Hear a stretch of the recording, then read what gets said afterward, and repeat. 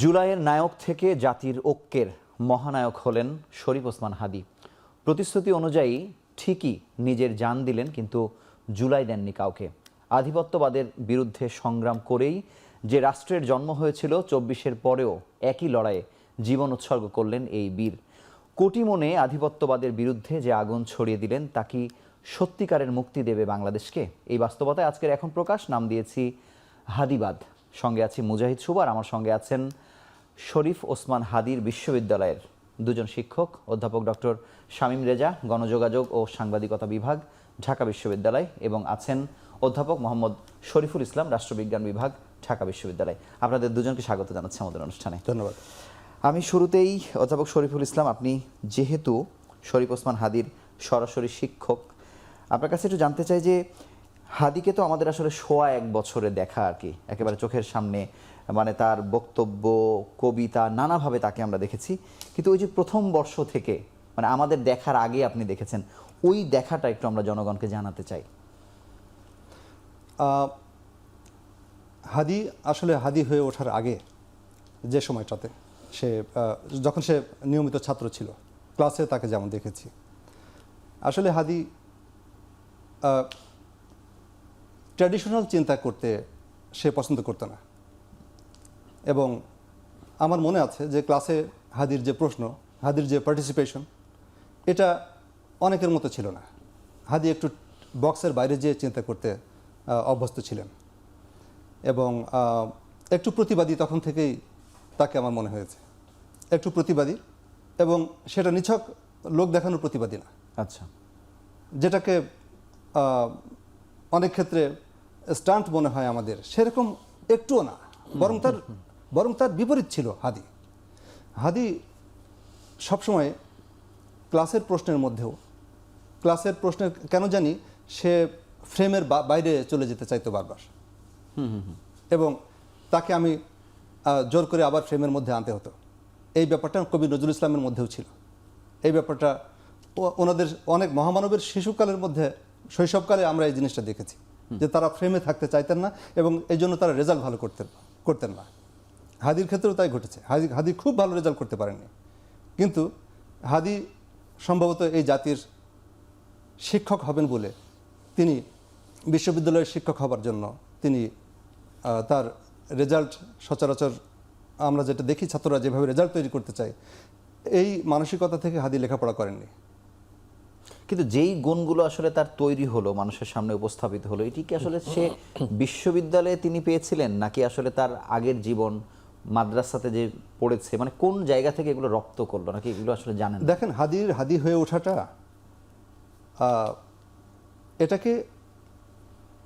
এটাকে নিছক একটা বিচ্ছিন্ন ঘটনা না বলে এটাকে আমরা এভাবে চিন্তা করি। এ নিয়ে বিস্তর থিওরিটিক্যাল কাজ হয়েছে যে আসলে সময় ব্যক্তিকে তৈরি করে নাকি ব্যক্তি সময়কে তৈরি করে। তবে হাদীর ক্ষেত্রে এটাকে কন্টেক্সচুয়ালাইজ করার ক্ষেত্রে আমি যেটা বলবো সেটা হলো যে কোন প্রেক্ষাপটে হাদী এবং হাদীরা তৈরি হয়েছে। হাদী তো একা না, হাদীর মতো কিছু তরুণ তৈরি হয়েছে। তারা কেন তৈরি হলো? কারণ তাদের জীবদ্দশায়, তাদের পৃথিবীতে জন্মের পরে তারা ভোট দিতে পারেনি। তারা দেখেছে, আরে এই বাংলাদেশে তো আমি তো ভোট দিতে পারছি না। হাদীরা দেখেছে, এই হাদী দেখেছে যে তার চোখের সামনে তার স্নেহের ছোট ভাই, তারই সতীর্থ একজন, সে এমনভাবে গুলিবিদ্ধ হয়েছে যে তার মগজ হাদীর হাতে এসে পড়েছে। এই হাদীরা চোখের সামনে দেখেছে যে 16 ইয়ার্স, এই 16 বছর বাংলাদেশের মাটিতে একটি স্বৈরশাসন ছিল বললে ভুল হবে, বরং পৃথিবীর ইতিহাসে অন্যতম নিষ্ঠুর স্বৈরশাসন এই বাংলাদেশের মাটিতে হাদীরা দেখেছে, এবং সেই শাসনকালের মধ্যে তারা বেড়ে উঠেছে। তারা মানুষকে গুম হয়ে যেতে দেখেছে। গুম হওয়া মানে কি? যার লাশটা আপনি দাফন করতে পারছেন না, সন্তান বাবার বা মায়ের লাশটা দাফন পর্যন্ত করতে পারছে না। এগুলো দেখতে দেখতে হাদীরা বড় হয়েছে, এবং এগুলো কি আসলে তাকে ভয়হীন করেছে? যেমন আপনি বলছিলেন যে মগজ তার হাতে ছিটকে পড়া, মানে এই যে মৃত্যুর ব্যাপারে একেবারে ভয়হীন থাকা, মানে তিনি মারা যাবেন সেটি উনি ধরে নিয়েছেন এবং সেভাবে বর্ণনা করেছেন। এই কারণে তিনি ভয়হীন হয়েছেন কিনা? এই কারণে তিনি ভয়হীন হয়ে উঠেছেন। কিন্তু সবাই ভয়হীন হয়ে ওঠে না। কারণ কারণ এরকম কারণ আমাদের রাজনীতিবিদদের কথা যদি আপনি চিন্তা করেন, জি। আমাদের রাজনীতিবিদরা তারা অনেকটা নিজেদেরকে গা বাঁচিয়ে অনেকে, আমি সবার কথা আমি বলছি না। সেই জায়গায় আপনার কাছে আসবো। অধ্যাপক শামীম, আপনার কাছে জানতে চাই যে আপনিও তো হয়তো ওই আমাদের মতো 1.5 বছর তাকে দেখেছেন, চোখের সামনে আমাদের যা দেখা, যেহেতু স্যারের মতো করে দেখার সুযোগ হয়নি, কিন্তু এই যে হঠাৎ করে গুলিবিদ্ধ হওয়া, ঐতিহাসিক একটি জানাজার ঘটনা ঘটা, মানে আপনার দৃষ্টিতে এই 1.5 বছরে হাদিকে দেখা মানে কোন কোন গুণগুলো আসলে তাকে অনন্য উচ্চতায় নিল, আপনার পর্যবেক্ষণ জানতে চাই। আমি যদি নিজের ব্যাপারে নিষ্ঠাবান হই তাহলে বলবো আমি আসলে 1 বছরেরও কম সময় তাকে পর্যবেক্ষণের সুযোগ পেয়েছি। এটা অনেকগুলো কারণ হতে পারে। শরীফ আমার খুব স্নেহভাজন এবং বয়সের কারণেও শরীফ অনেক বেশি খবর রেখেছেন, আরও তরুণ এবং তার সরাসরি শিক্ষার্থী ছিলেন, সুতরাং তার দেখার তো সুযোগ আরও ঘনিষ্ঠভাবে হাদিকে দেখতে পেরেছেন তিনি। তো আমি যে কারণে বলছি যে আমার দেখার সময়কালটা আরও কম, এই কারণে আমি যোগাযোগ শাস্ত্র অধ্যাপনা করি। তো একটা অসুবিধা হয় মাঝে মধ্যে যে অনেক যখন অংশীজন বা চরিত্র সামনে এসে দাঁড়ায় একটা বড় পরিবর্তনের পরে, তখন একজন রাষ্ট্রবিজ্ঞানী যেভাবে দেখেন আমার হয়তো দেখার দৃষ্টিভঙ্গিটা ভিন্ন। তবে মানুষ হিসাবে, এই সমাজের অংশ হিসাবে, এবং যে ক্যাম্পাসে আমরা দুজনই শিক্ষকতা করি বা এই তরুণরা যে ক্যাম্পাসে তৈরি হয়েছিলেন একটা সময়ের প্রেক্ষাপটে, সেটা দেখার জায়গাটা আবার সম্ভবত আমাদের দুজনের একই, বা আপনি যদি আরো অনেকের সঙ্গে কথা বলেন সেটাও একই। ওনার আলোচনায় আমার একটা কথা মনে হচ্ছিল যে একটা চমৎকার কথা বলেছেন বা আপনিও প্রশ্ন করেছিলেন যে আসলে মানুষই সময়কে তৈরি করে না, সময় মানুষকে তৈরি করে, এর একক কোনো উত্তর নেই। কিন্তু একটা সময়ের প্রেক্ষাপট তৈরি হয় যখন আমরা যে শিক্ষার্থীকে ক্লাসে কম সপ্রতিভ দেখি, আমরা হয়তো ভেবেছি সে নিজের জগতেই থাকে, এর বাইরে হয়তো তার কোনো জগৎ নেই, সে তখন সবচেয়ে বেশি উচ্চকিত হয় এবং সবচেয়ে সক্রিয় হয়ে ওঠে। আবার খুব সপ্রতিভ অন্যভাবে চিন্তা করে, কারণ বিপ্লবের বহিঃপ্রকাশ তো এক একজনের এক একভাবে হয়, কিন্তু প্রত্যেকেই একেবারে জীবন বাজি রেখে যুদ্ধের ময়দানে তো ঝাঁপিয়ে পড়তে পারেন না। এবং যে ক্যাম্পাস থেকে এই তরুণরা তৈরি হয়েছেন, যে প্রেক্ষাপট থেকে তারা তৈরি হয়েছেন, যে পরিবেশ থেকে তৈরি হয়েছেন, সেখানে আমি তুলনা করছি না একটার সঙ্গে একটা, কিন্তু একটা পরম্পরা আছে। বরকতের লাশ ধরে আছে, বিখ্যাত লিনোকার্ড আছে মুর্তজা বশিরের, যেটা এখন আমাদের স্মরণ করিয়ে দেয় যে তারই সতীর্থ তাকে ধরছে, একই রকম মগজ ছিটকে গেছে কারোর। আপনি 60-এর দশক কিংবা 71 সালে মুক্তিযুদ্ধে যখন তার সতীর্থকে হত্যা করা হচ্ছে, এই ক্যাম্পাসে ছাত্র, শিক্ষক, কর্মচারী, কর্মকর্তা হত্যাযজ্ঞের শিকার হচ্ছে, গণহত্যার শিকার হচ্ছে, এবং তখন যে তরুণদের উপরে তার যে প্রভাব, এর একটা ধারাবাহিকতা আছে, কিন্তু প্রত্যেকটা প্রেক্ষাপট আলাদা। তো হাদিকে আপনি যেটা বলছিলেন, যতদিন আমি দেখে বোঝার চেষ্টা করেছি, আমি মাঝে মধ্যে অনেকের কাছে প্রশ্ন করেছি যে ছেলেটা কি করে বা কিভাবে তাকে বোঝো। এখন আমাদের প্রজন্মের একটা সীমাবদ্ধতা আছে যে আমরা তো এর আগের অনেকগুলো দেখে এসেছি, ফলে আমরা ওই একটা খাঁচার মধ্যে আমাদের চিন্তাগুলো অনেক সময় আটকে যায়, সুতরাং সেখান থেকে বের হওয়া কিন্তু কঠিন হয়। এটা বাস্তবতা, এটা মানুষের ক্ষেত্রে ঘটে। শরীফ যত দ্রুত বের হতে পারবেন, আমার আরেকটা সময় লাগবে, আমার থেকে যিনি আরো জ্যেষ্ঠ তার জন্য হয়তো আরো একটু বেশি সময় লাগবে। এই বাস্তবতা আমাদের মানতেই হবে।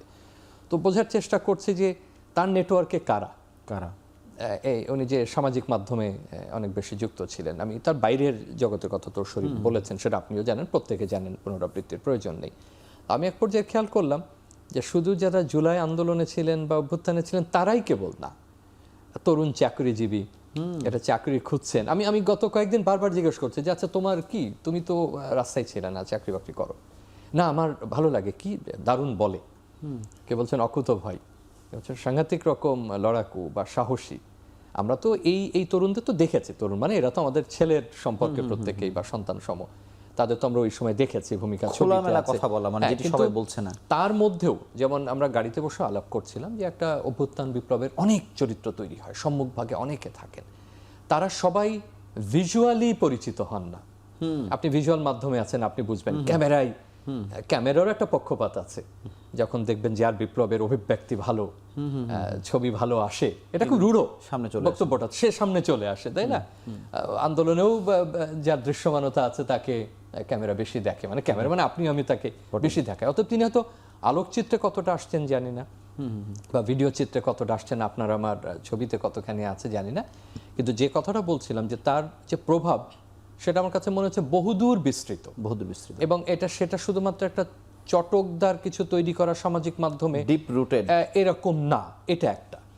এবং সেটা গভীরভাবে অনুসন্ধানের বিষয় যে ঠিক আছে অনেকেই অগ্রভাগে ছিলেন, এরা কেউ মন্ত্রীর পদমর্যাদা উপদেষ্টা হয়েছেন, কেউ দল গঠন করেছেন, কেউ সংগঠক হয়েছেন, তাদের প্রত্যেকের প্রতি স্নেহ এবং ভালোবাসা দুটোই কিন্তু জানায়। সে তার আলাদা কিন্তু স্রোতটা আগে তার থেকে তৈরি এইটাই বলতে চাইছিলাম যে একটা অভ্যুত্থানের পরে যে একটা সুবিধার জায়গায় যাওয়া, আমি সুবিধা ইতিবাচক অর্থে বলছি, যে কেউ দল গঠন করছেন, কেউ সরকারে যাচ্ছেন, কেউ সংগঠন এনেছেন, অস্বীকার করবার উপায় নেই, পদ পদবিও অনেকে নিয়েছেন, যেটা আমাদের দৃষ্টিকটু ঠেকেছে, যেটা মানে সেই সমস্ত কিছু থেকে তাকে আলাদা করা হ্যাঁ, যায়। কিন্তু যতগুলো আমরা বলছি তার কোনোটাতে তিনি যুক্ত হননি। তো আমরা সেটাই আমার কাছে সেই একটা আলোচনায় আসবো। ভালো জায়গা, ছোট্ট একটি অন্যরকম বিরতি জায়গা নিচ্ছি। মনে দর্শক, হয়েছে। আপনারা দেখছেন এখন প্রকাশ।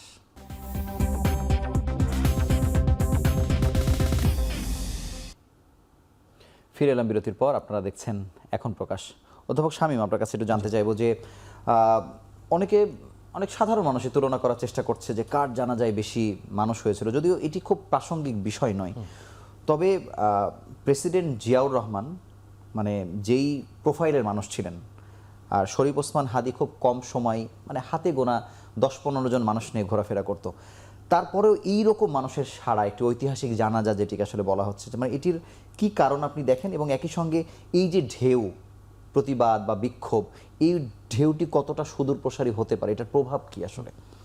দুটো, একটা হলো যে আমি খুব সচেতনভাবে এই তুলনায় যাব না। জি, দুটো প্রেক্ষাপট আলাদা, সময়কাল আলাদা, প্রজন্মের আবেগ আলাদা, এর অভিঘাতও ভিন্ন ভিন্ন রকম।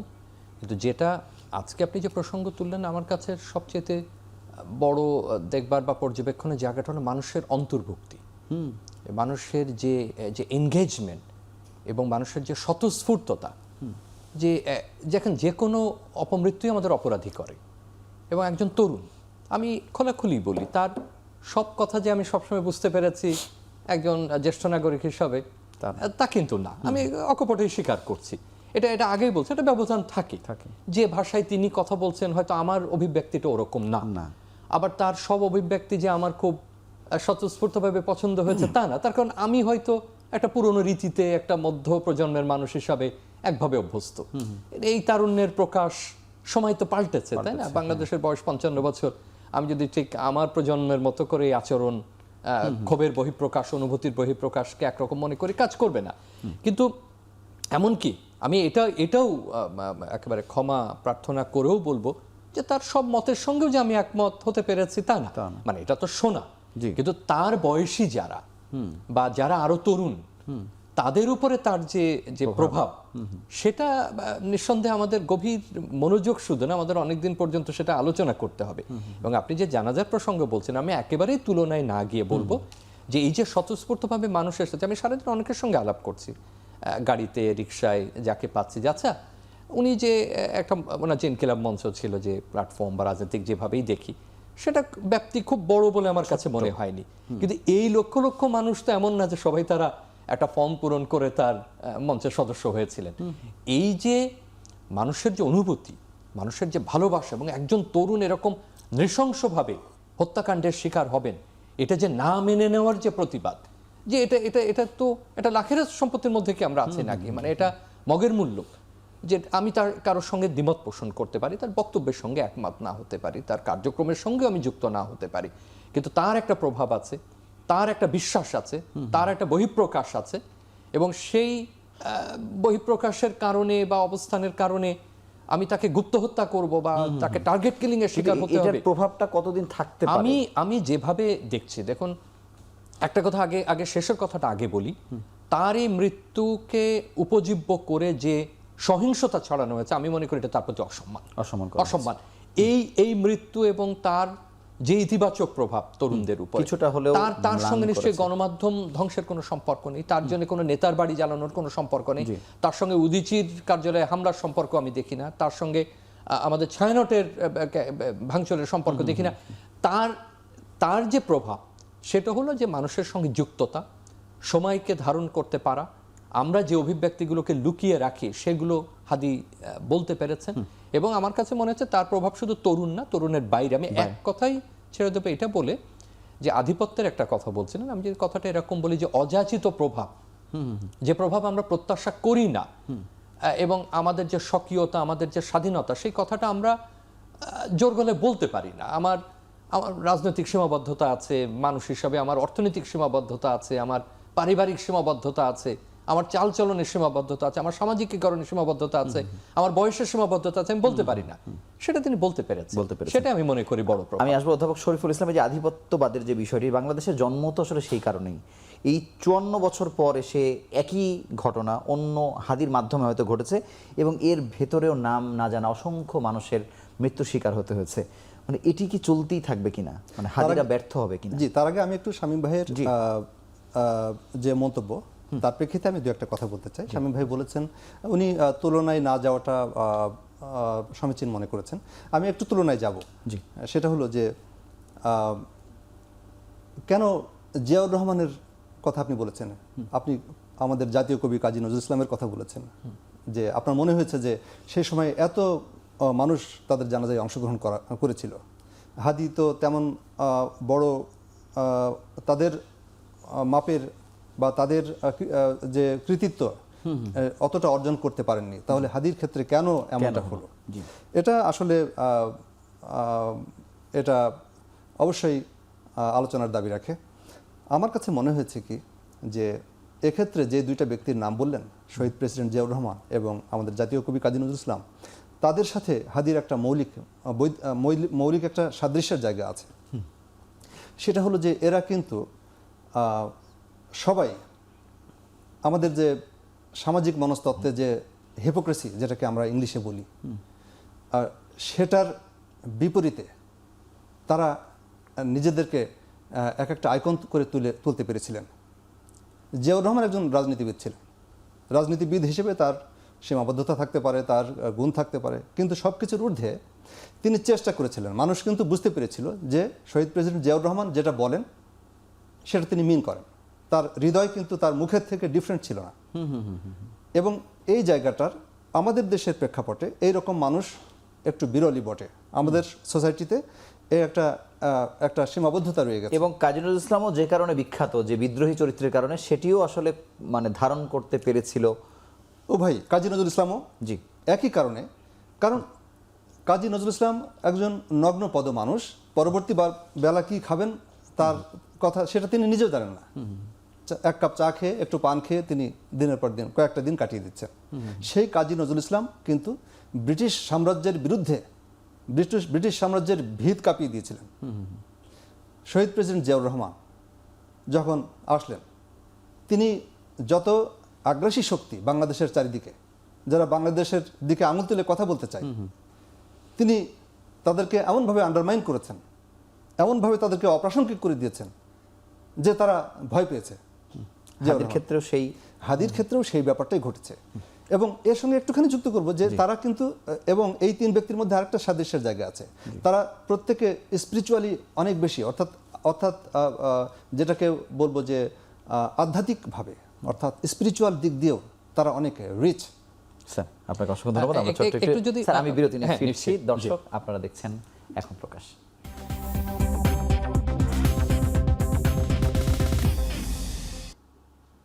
আবারও ফিরে এলাম বিরতির পর। আপনারা দেখছেন এখন প্রকাশ। অধ্যাপক শামীম আজকেও প্রধান উপদেষ্টা বলেছেন যে তার নির্বাচনী প্রচারণার স্টাইলটাই ছিল অন্যরকম, যেটি মানুষকে আকৃষ্ট করেছে। এটা ব্যাপক আলোচিত হয়েছে আর কি।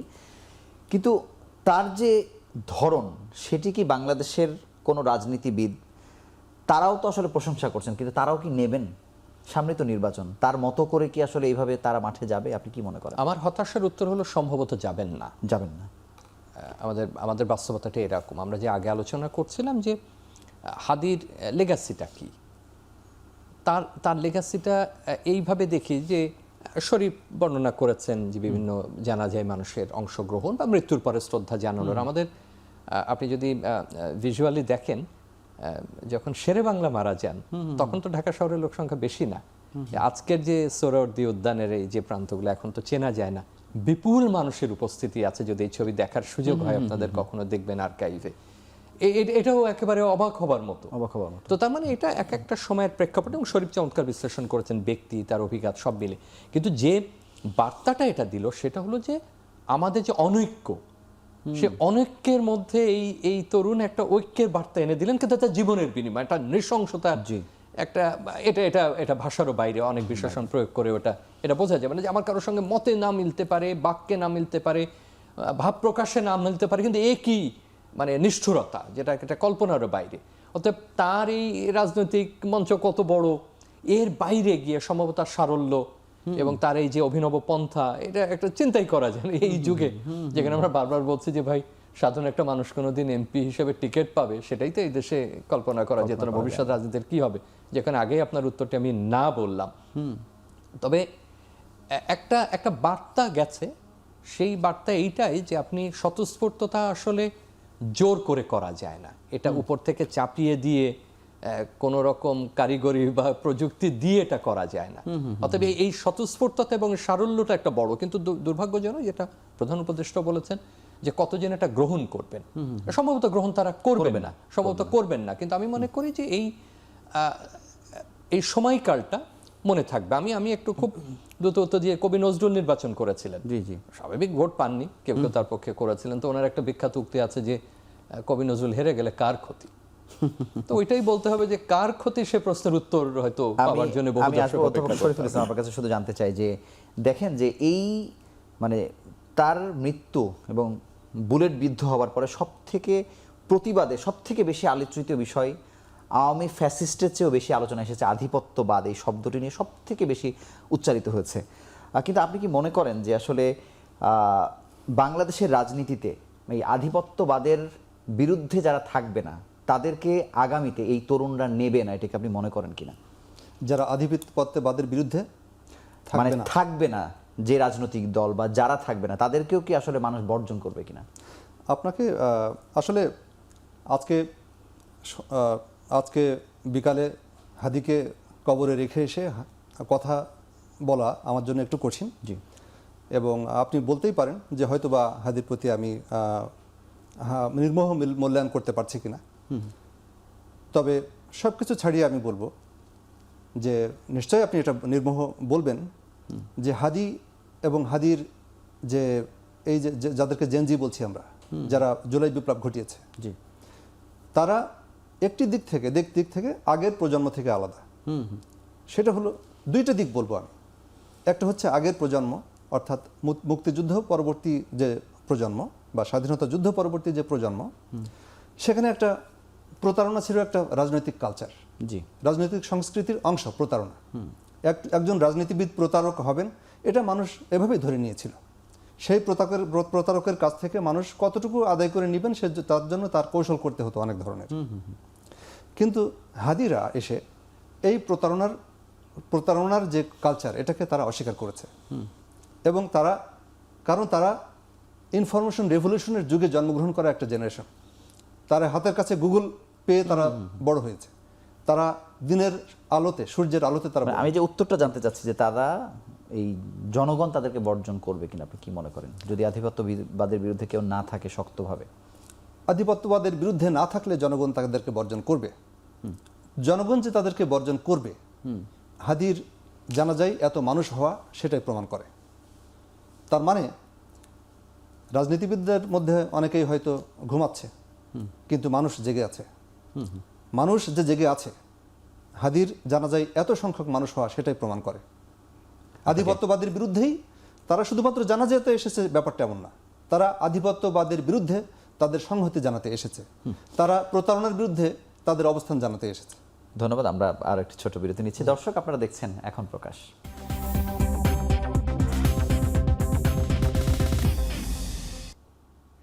আবারও ফিরে এলাম বিরতির পর। আপনারা দেখছেন এখন প্রকাশ। অধ্যাপক শরীফ, আপনার কাছে খুব সংক্ষেপে জানতে চাইব যে মৃত্যুর পর অনেক কিছুই মিলিয়ে যায়। হাদির মৃত্যুর পরে যদিও জানা যায় একটা অন্য লেভেলের একটা প্যারামিটার, তারপরেও তার যে আদর্শ, তার চিন্তা, তার ন্যারেটিভ তৈরি, এগুলো মিলিয়ে যাবে কিনা আপনি কি মনে করেন? হাদির চিন্তা মিলিয়ে যাওয়ার কোনো লক্ষণ আমি দেখি না। কারণ হাদি যে জাতির সন্তান, এই যে জাতিসত্তা, তার মধ্যেই রয়েছে যে কোনো আগ্রাসনের বিরুদ্ধে তার প্রবল প্রতিরোধের একটা বিরাট ইতিহাস। এবং একটা জাতিসত্তা গড়ে ওঠেই কিন্তু এই রকম একটা স্বাধীনচেতা মনোভাবের মধ্য দিয়ে। হাদি সেই দিক থেকে নতুন কিছু না। হাদি শুধুমাত্র এই জাতির মনটাকে বুঝতে পেরেছিলেন।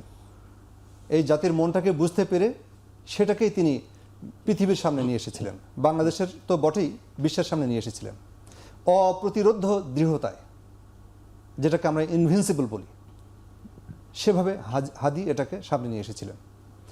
এজন্য হাদি হয়ে উঠেছিলেন মানুষের হৃদয়ের কথা, হাদি হয়ে উঠেছিলেন মানুষের হৃদয়ের স্পন্দন। সেজন্য হাদি মিলিয়ে যাবেন না। আরও দুইটা কারণে হাদি মিলিয়ে যাবেন না। হাদি অনেকটা মার্টিন লুথার কিংয়ের মতো। মার্টিন লুথার কিং ছিলেন অসম্ভব রকমের ক্লিন ইমেজের মানুষ এবং স্পিরিচুয়ালি অনেক সাউন্ড মানুষ। এই গুণটা হাদির মধ্যে আমরা দেখতে পাই। মানুষ হাদির মধ্যে দেখেছে যে হাদির সহজ সরল যে হাসিটা যেমন, তার নির্লোভ নিরহংকার জীবনটা যেমন, হাদির বিশ্বাস যেমন, হাদি সবখানেই এরকম। স্যার আপনাকে ধন্যবাদ। আমি একেবারে 1.5 মিনিট সময় পাবো অধ্যাপক শামীম। শুধু জানবো যে হাদি বেঁচে থাকতেও তো আসলে হাদি যা চাইনি তাই করে ফেলেছে মানুষ, এরকমও তো কিছু ঘটনা ঘটেছে, সেই জায়গাতে মিলিয়ে যাবে কি? আমাদের রাজনৈতিক বিস্মরণ মানে গভীরভাবে বেদনাদায়ক। আমরা অনেক কিছু মনে রাখি না, কিন্তু কেউ যদি চেতনা প্রসারিত করেন সেটা মৃত্যু হয় না। আমি এইটুকুই মনে করি যে আধিপত্যের কথা বলছিলেন, আধিপত্য নীতি পরিকল্পনায় হতে পারে, আধিপত্য আপনার কাজে হতে পারে, আধিপত্য আপনার মনোজগতে থাকতে পারে। সবচেয়ে বড় যে প্রেরণার জায়গাটা আমি দেখি, যেটা তার মতো অসংখ্য তরুণ আমাদের দেখিয়েছেন বা যারা জীবন দিয়েছেন এই অভ্যুত্থানে, যে এই মনোজাগতিক যে আধিপত্যবাদ তার থেকে বেরিয়ে আসা। এবং আপনি যত নীতি পরিকল্পনার কথা চিন্তা করবেন, আমাদের ভবিষ্যৎ যে প্রজন্ম দেশের হাল ধরবেন, তাদের আরও কূটনীতি মনস্ক হওয়া প্রয়োজন। তাদের আরও বোঝা উচিত রাজনীতি কী, সমন্বীতি কী, কূটনীতি কী। এবং সেই বোধ যত আমাদের মধ্যে জাগরিত হবে, ততই আমি মনে করি যে আজকে যে আলোচনা আমরা করলাম, আবেগ থাকবে, আবেগ মিলিয়ে যাবে, আবেগ তো আর চিরস্থায়ী হয় না, সবকিছুরই একটা সময়কাল থাকে। কিন্তু এই বার্তা তরুণদের গ্রহণ করতে হবে যে আধিপত্যবাদকে মোকাবেলার সবচেয়ে বড় বিষয় হলো আমার সক্ষমতা। আমি কূটনীতিতে কতটা সক্ষম, আমি সমন্বীতি কতটা বুঝি। তার মানে এই না যে আমাকে যুদ্ধবাজ হতে হবে। আমি রাজনীতির অলিগলি শুধু না, আমি রাজনীতির উদারতা কত বুঝি, তার সবচেয়ে বড় কথা তার যে ইতিবাচক যে দিকগুলো আছে সেটা আমি কতটা মানুষের জীবনে আমি প্রসারিত করতে চাই। মানে সেটাই সবচেয়ে বড় বার্তা। এবং এই অসংখ্য তরুণের নাম আমাদের এই বিষণ্ণ থোকা নাম আমাদের অভিব্যক্তিতে থাকবে। সেটা কার ব্যক্তি স্মৃতিতে বা সমষ্টি স্মৃতিতে থাকবে সেটা আপনি আমি পরিমাপ করতে পারবো না, কিন্তু এই সময়টা আমাদের গভীরে প্রতীত থাকবে আমাদের মনে। আপনাকে ধন্যবাদ এবং আপনাদের দুজনকে খুব চমৎকার বিশ্লেষণের জন্য আন্তরিকভাবে অভিনন্দন জানিয়ে আজকের মতো বিদায় নিচ্ছি। জুলাইয়ের যত নায়ক আমাদের সামনে এসেছে, অনন্য চরিত্র নিয়ে অনন্য উদাহরণ সৃষ্টি করেছে শরীফ ওসমান হাদি। আমরা চাইব তিনি যেমন বলেছিলেন যে আমি জান দেব, জুলাই দেব না, তিনি জান দিয়েছেন, জুলাই কারো হাতে দিয়ে যাননি। এবং একটি সুন্দর নির্বাচনের কথা বলেছেন। নির্বাচন পরবর্তী সময়ে বাংলাদেশ আধিপত্যবাদের বিরুদ্ধে মাথা উঁচু করে দাঁড়াবে। আমরা তার স্বপ্নগুলো পূরণ হোক সেই প্রত্যাশায় আজকের মতো বিদায় নিচ্ছি। ভালো থাকুন, সুস্থ থাকুন।